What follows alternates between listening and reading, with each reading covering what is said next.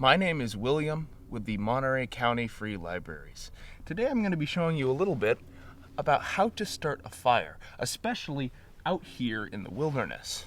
Now, before I start, it's important to remember that we shouldn't be starting fires just anywhere. You should always make sure to check your state and local laws before starting a fire just out here in the wild. Because there's a lot of places where you can't just start a fire, especially here in California. We have lots of dry brush, and you can very easily start a forest fire. So make sure to check up on that before just starting fires anywhere. Another thing that we have to keep in mind when starting fires in the wild is to make sure our environment is safe before we even start the fire. If we have an unsafe terrain, brush, leaves, sticks, we could very easily start a forest fire. You'll see what I've done here is I've cleared a very decent amount of land around the fire pit I have created.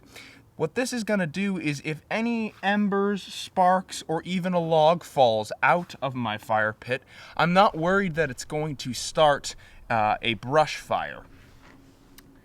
What we can also see that I've done here is I've placed down stones, fairly big stones. You're going to want to make sure that your pit is fully surrounded with rocks as best you can, because we don't want any logs or embers or just about anything to come out of this pit into our surrounding land. Sure, we did clear it, but we still want to make sure that it is not in any danger of starting a forest fire.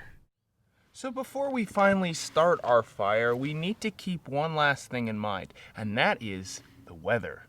See, California especially gets really dry in the summer, but during the wintertime we typically get a little bit more rainfall. This is ideal. You really want the earth to be wet.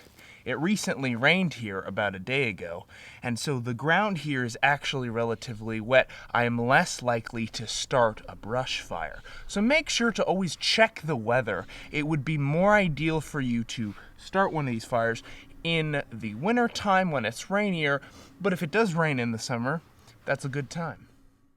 So now let's talk about actually starting the fire. You can see here I have two different piles of sticks here. These are called kindling, but there's different types of kindling. You see, in this first pile, we have an assortment. We have this dry brush here. We have little tiny sticks, very small. Lastly, we have my second pile here. These are going to be larger. This is for after we have built the fire up to an extent where we deem it is acceptable to start placing larger logs. Now, do keep this in mind when you're gathering logs. You want to make sure, like I've mentioned before, you're checking your local and state ordinances before you're just gathering wood out in the wilderness, because you may not be allowed to. Don't forget, not all land you can just take a stick from and throw it in a fire. That might be somebody else's land. It might be government land that you're not allowed to camp on. It might be a whole assortment of things. The point is, make sure you check up on that before you start just building fires in random locations. Alright, so what I got going on here is I just have my little tinder pile, right? This is the tinder pile. We place this down before we put any of these little kindling sticks on.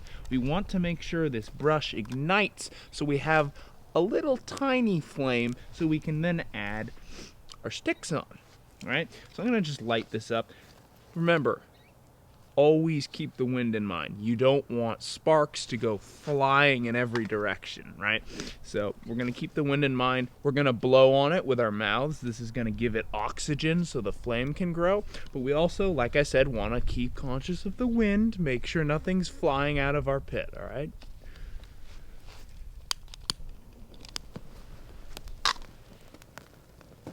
And there we go. That's a flame, all right.